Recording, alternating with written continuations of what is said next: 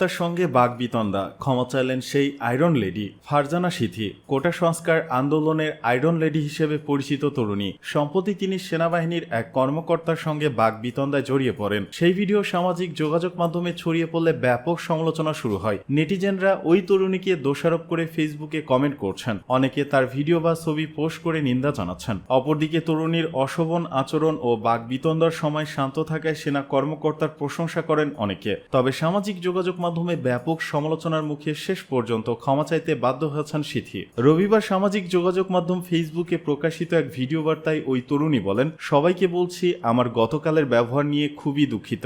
এরকম ব্যবহার আমার কোনোভাবেই করা উচিত হয়নি। আমি বাংলাদেশের আর্মির কাছে খুবই দুঃখিত। আমি আন্তরিকভাবে ক্ষমা চাইছি। ফারজানা সিথি আরো বলেন, সিচুয়েশন, টাইমিং এবং সেখানে যে কার্যকলাপ হতে যাচ্ছিল তার ব্যাপারে আমি সচেতন ছিলাম না। আবেগে মাথা গরম করে ফেলেছিলাম, বুঝতে পারিনি। এদিকে ভাইরাল হওয়া ভিডিওতে সেনা কর্মকর্তার পেশাদারিত্ব এবং ধৈর্যের পরিচয় দেয়। সেনাবাহিনীর প্রতি মানুষের আরও আস্থা, বিশ্বাস, নির্ভরতা ও ভালোবাসা জন্ম দিয়েছে। সেজন্য সেনাবাহিনীর প্রধান ওয়াকারুজ্জামান তার প্রশংসা করেছেন এবং তাকে পুরস্কৃত করেছেন। সেনাবাহিনীর ওই কর্মকর্তার নাম ক্যাপ্টেন আশিক। উল্লেখ্য, কোটা আন্দোলনের শুরু থেকে রাজপথে সরব দেখা যায় এই তরুণীকে। তবে সরকার পতনের পর সামাজিক যোগাযোগ মাধ্যমে খুব একটা দেখা যায়নি তাকে। শেখ হাসিনার উপর চাপ কমাতে পশ্চিমাদের কাছে ভারতের লবিং। ওয়াশিংটন পোস্টের প্রতিবেদন। ওয়াশিংটন পোস্টের একটি প্রতিবেদনে বলা হচ্ছে, বাংলাদেশি প্রধানমন্ত্রী শেখ হাসিনার উপর চাপ প্রয়োগ বন্ধ করতে পশ্চিমা দেশগুলোকে আহ্বান জানিয়েছিল ভারত। শিক্ষার্থীদের আন্দোলনের মুখে ক্ষমতাচ্যুত হওয়ার এক বছর আগে ভারতীয় কর্মকর্তারা যুক্তরাষ্ট্রের কর্মকর্তাদের কাছে লবিং শুরু করেন। বাংলাদেশে রাজনৈতিক উত্তেজনা বাড়তে থাকায় শেখ হাসিনাকে ক্ষমতাচ্যুত করার আগে যুক্তরাষ্ট্রকে বাংলাদেশ ইস্যুতে শিথিলতা প্রদর্শন করার জন্য চাপ দিয়েছিল ভারত। বৃহস্পতিবার 15 আগস্ট মার্কিন ও ভারতীয় কর্মকর্তাদের উদ্ধৃত করে এই তথ্য প্রকাশ করেছে যুক্তরাষ্ট্রের সংবাদ মাধ্যম ওয়াশিংটন পোস্ট। প্রতিবেদনে বলা হয়েছে, গত জানুয়ারিতে বাংলাদেশের নির্বাচনের আগে বিরোধী দলের হাজার হাজার নেতাকর্মী ও সমালোচকদের কারাগারে পাঠানোর পর শেখ হাসিনার বিরুদ্ধে প্রকাশ্য সমালোচনা করেছিলেন মার্কিন কূটনৈতিকরা। বিচার বহির্ভূত অপহরণ ও হত্যাকাণ্ডের অভিযোগে শেখ হাসিনা প্রশাসনের একটি পুলিশের ইউনিটের বিরুদ্ধে নিষেধাজ্ঞা আরোপ করেছিল বাইডেন প্রশাসন। পাশাপাশি মানবাধিকার লঙ্ঘন এবং গণতন্ত্র ক্ষুণ্ণকারী বাংলাদেশিদের ওপর ভিসা নিষেধাজ্ঞার হুমকি দিয়েছিল ওয়াশিংটন। এই পরিস্থিতির পর ভারতীয় কর্মকর্তারা বাংলাদেশ ইস্যুতে যুক্তরাষ্ট্রের গণতন্ত্রপন্থী বিবৃতি কমানোর দাবি জানাতে যুক্তরাষ্ট্রের কর্মকর্তাদের সঙ্গে একাধিক বৈঠক করেন। ভারতীয় কর্মকর্তারা যুক্তি দেন, যদি বিরোধী দলকে উন্মুক্ত নির্বাচনের মাধ্যমে ক্ষমতায় আসার সুযোগ দেওয়া হয় তবে বাংলাদেশ ভারতীয় জাতীয় নিরাপত্তার জন্য একটি হুমকি হয়ে উঠতে পারে, যেখানে ইসলামপন্থী গোষ্ঠীগুলোর প্রজনন ক্ষেত্র তৈরি হবে। নাম প্রকাশক অনিচ্ছুক ভারত সরকারের একজন উপদেষ্টা ওয়াশিংটন পোস্টকে বলেন, আপনি এটাকে গণতন্ত্রের মানদণ্ডে বিচার করতে পারেন, কিন্তু আমাদের জন্য এটি অস্তিত্বের প্রশ্ন হয়ে দাঁড়ায়। আমেরিকানদের সাথে আমাদের অনেকবার কথা হয়েছে, সেখানে আমরা বলেছি এটি আমাদের জন্য একটি গুরুত্বপূর্ণ উদ্বেগের বিষয়। কৌশলগত ঐক্যমত্যের অভাবে আপনি আমাদের কৌশলগত অংশীদার হিসেবে নিতে পারবেন না।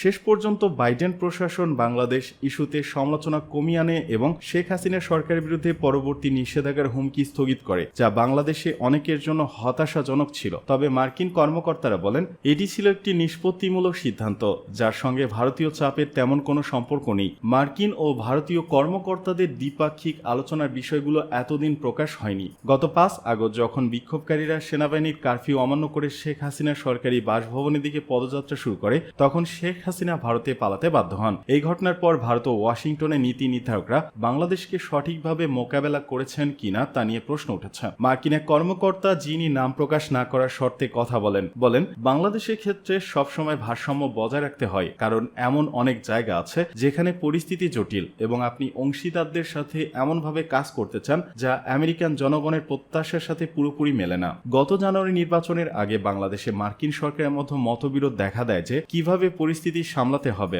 তৎকালীন রাষ্ট্রদূত পিটার হাস সহ দূতাবাস ও পররাষ্ট্র দপ্তরের অন্যান্য কর্মকর্তারা শেখ হাসিনার বিরুদ্ধে কঠোর অবস্থানের পক্ষে যুক্তি দেন। তবে মার্কিন কর্মকর্তাদের মধ্যে কেউ কেউ মনে করেছিলেন শেখ হাসিনাকে বিচ্ছিন্ন করে খুব একটা লাভ হবে না। ভারতের বিরুদ্ধে অবস্থান নেওয়ার নেতিবাচক দিকটি হোয়াইট হাউসের কিছু কর্মকর্তাও বিবেচনায় রেখেছিলেন। তারা যুক্তরাষ্ট্রের কাছে বারবার আবেদন করেছিলেন যেন শেখ হাসিনার উপর চাপ কমিয়ে দেওয়া হয়। গত বছর নভেম্বরে ভারতীয় পররাষ্ট্রমন্ত্রী এস জয়শঙ্কর, প্রতিরক্ষামন্ত্রী রাজনাথ সিং নয়াদিল্লিতে মার্কিন পররাষ্ট্রমন্ত্রী অ্যান্টনি ব্লিংকেন ও প্রতিরক্ষামন্ত্রী লয়েড অস্টিনের সঙ্গে বৈঠক করেন, যেখানে এই বিষয়টি আলোচিত হয়। ভারতের জাতীয় নিরাপত্তা উপদেষ্টা অজিত দোভাল ওয়াশিংটন সফরকালে গুরুত্বপূর্ণ ভূমিকা পালন করেন। মার্কিন এক কর্মকর্তা বলেন, বাংলাদেশের প্রতি মার্কিন দৃষ্টিভঙ্গি সবসময় উভয় দেশের মূল্যবোধের সাথে সামঞ্জস্যপূর্ণ রাখার চেষ্টা করা হয়েছে এবং আমরা অনেকবার প্রকাশ্য সেসব বিষয়ে কথা বলেছি, কিন্তু আমরা বাস্তবতা উপলব্ধি করি, কারণ বাংলাদেশের পরিস্থিতি অত্যন্ত জটিল এবং সেখানে অনেকের স্বার্থ রয়েছে, আমাদেরও স্বার্থ আছে এবং অন্যান্য দেশগুলোর স্বার্থ রয়েছে। ভারতের জন্য বাংলাদেশের সাম্প্রতিক ঘটনাবলী শেখ হাসিনার দশকব্যাপী রাজনৈতিক বাজির বিষয়টি তুলে ধরেছে। এমনকি শেখ হাসিনা স্বৈরাচারী ও অজনপ্রিয় হয়ে ওঠার পরও তার প্রতি সমর্থন অব্যাহত রাখার কারণে ভারত বেকায়দায় পড়েছে। ওয়াশিংটন পোস্ট লিখেছে, ভারতের প্রধানমন্ত্রী নরেন্দ্র মোদীর দেশকে দক্ষিণ এশিয়ার ছোট প্রতিবেশী দেশগুলোর উপর হস্তক্ষেপকারী ও কট্টর জাতীয়তাবাদী দেশ হিসেবে দেখা হয়। জানুয়ারিতে বিরোধী দলের নেতাকর্মীদের কারাগারে পাঠিয়ে কিংবা আত্মগোপনে যেতে বাধ্য করে শেখ হাসিনা নির্বাচন আয়োজন করেন, যেখানে একতরফাভাবে তার দল জয়লাভের দাবি করে। ভারতীয় কর্মকর্তারা এই নির্বাচনের ফলাফলে সমর্থন দেন, যা বাংলাদেশে ভারতীয় পণ্য বর্জনের আন্দোলনকে ত্বরান্বিত করে, আর মালদ্বীপ ও শ্রীলঙ্কার মতো প্রতিবেশী দেশগুলোতে ভারতের প্রভাবের বিরুদ্ধে ক্ষোভ বৃদ্ধি পায়। ঢাকায় যুক্তরাষ্ট্রের ডেপুটি চিফ অব মিশন হিসেবে দায়িত্ব পালনকারী জন ড্যানি লোভিজ মন্তব্য করেন, মার্কিন যুক্তরাষ্ট্র ভারতের সাথে সম্পর্ক গড়তে গিয়ে এই অঞ্চলে নিজেদের চাওয়া পাওয়ার উপর লাগাম টানার প্রবণতা রয়েছে। তবে বাংলাদেশের শেখ হাসিনার স্বৈরশাসনের সমর্থনে যুক্তরাষ্ট্রের সহায়তা করা ভুল ছিল। তিনি বলেন, নয়াদিল্লি ও ওয়াশিংটনকে